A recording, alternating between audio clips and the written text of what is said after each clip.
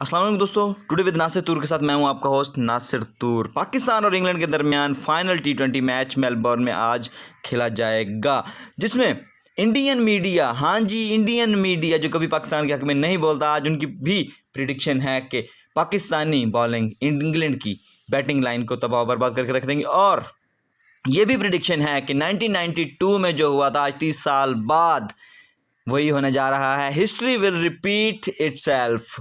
Pakistan England को 1992 में जैसे शिकस्त दी थी वैसे ही आज भी शिकस्त देगा, क्योंकि 1992 में स्टार्ट थोड़ा ख़राब था और एंड पाकिस्तान चैंपियन बना था।